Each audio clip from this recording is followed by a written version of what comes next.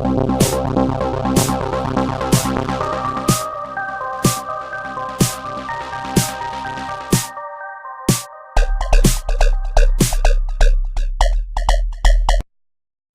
up guys, my name's Dan and welcome to The Vault. Today, the film I will be reviewing is The Great Wall, or as I like to call it, The Terribly Defended Wall, starring Matt Damon and the Viper, Pedro Pascal, and directed by Chinese director Yang Yimou. The film starts with our two protagonists being chased by bloody cutthroats through a harsh terrain. We soon find out through some clunky exposition that these two warriors are looking for a mysterious black powder that can be weaponized. It's never said in the film, but we clock on pretty quickly that this stuff is akin to gunpowder or some parallel equivalent to gunpowder. Even before the 10-minute mark, our heroes are on the wall and there's a battle quite obviously soon approaching. Said battle comes, we get our first taste of the lizard-like, hound-like Tao Tai. Honestly can't say that without putting on a Asian accent and sounding extremely racist. And we are away. The Tao Tai are fearsome enough. Think four-legged orcs who enjoy screeching at you and making a mess of your lovely wall.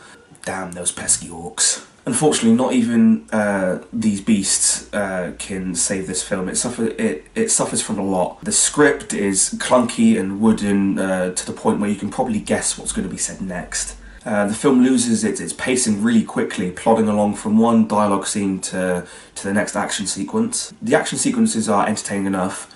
Some even have small instances of genius, for instance, using a piece of sharpened bamboo as a projectile, allowing our two heroes to hear an approaching Tao Tai in a thick fog. As for our two leading characters, Damon and Pascal offer up a mediocre comedic bromance that will at best elicit a few chuckles. It was honestly like they were trying to be Legolas and Gimli, but there was just no charm or sweetness there. And it's here that the film suffers from one of its major cliches. The disparity between Damon and his partner-in-arms, whose goals start to differ from one another, because apparently wanting to stick around and save people from giant green nopes is a bad thing. Who knew? There are a few enjoyable qualities in this film. For instance, the music is used quite effectively, from the use of drums to signal battle or lament. Now, that has been used in many films before, but I find it's always one of those tropes that works. Now, there are a few mildly humorous moments. Take, for instance, the soldier who's sent from the front lines in disgrace, only to end up in the kitchen, still in full battle armour, white apron and all. Now, visually the film is beautiful. Now, I'm not talking about the CGI because that is very shoddy, very shoddy at points. I'm talking more about the use of colour, primarily used in the various generals' suits of armour, or the image of hundreds of thousands of Chinese lanterns being released into the air.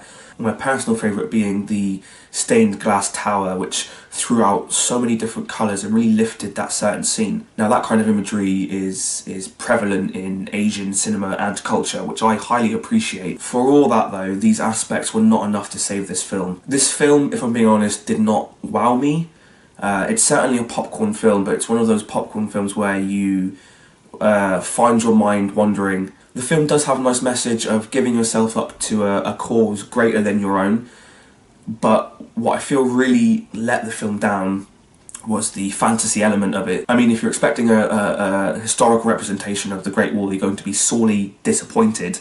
But I mean, if you're expecting a poor man's Two Towers, Helm's Deep kind of thing, then you'll be pleasantly surprised. Enough talk though, let's go over to the highly scientific blackboard and decide if this film belongs in the vault.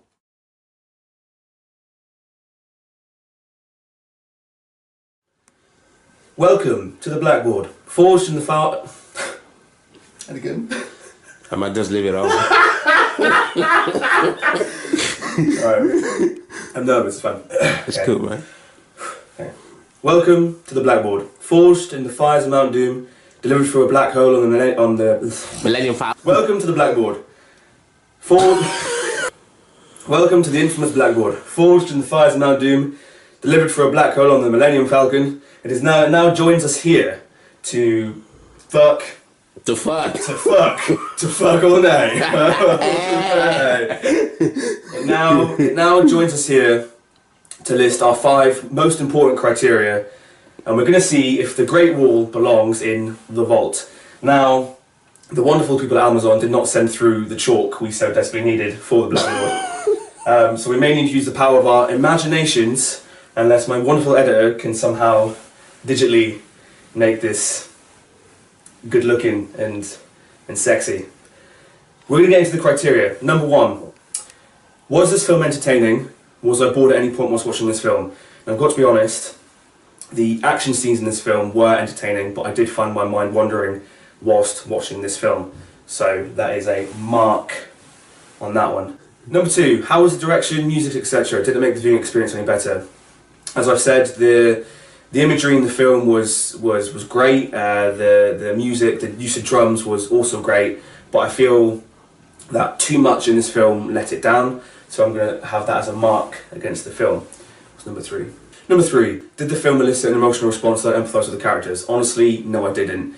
The buddy act with Damon and Pascal, it was just a cliche, bog standard movie relationship. And the other relationships in the film felt strained. I in no way felt for these characters being attacked by these creatures. I think that's because of the script and just the wooden dialogue in the film. It didn't really elicit any kind of emotional empathy from me for these characters. So that is also a mark against this film. Number four, and probably most important, is this film worth the price of admission? I've got to be honest, it probably isn't. I would honestly say to you guys, wait until it comes out on DVD. It's really not worth going to watch at the cinema. It's not even really worth going to watch in the IMAX. As I've said previously, the CGI is very shoddy. So honestly, I would wait till this film comes out on DVD or until you can live stream it at home. So no, I wouldn't pay price of admission for this film, so let's cross that. And finally, number five, would I suggest this film to you, my lovely subscribers and my friends? Honestly, I probably wouldn't.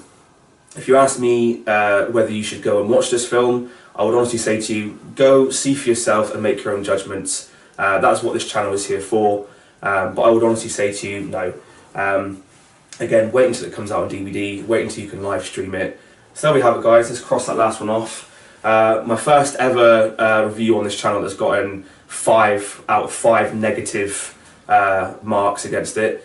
The Great Wall wasn't what I was expecting it to be, so unfortunately it will not be going into the vault. And if you like what I'm doing here, guys, you've enjoyed this video and you've enjoyed the previous videos, please subscribe down below, like the video, and I'll be seeing you soon. Peace and love, dudes.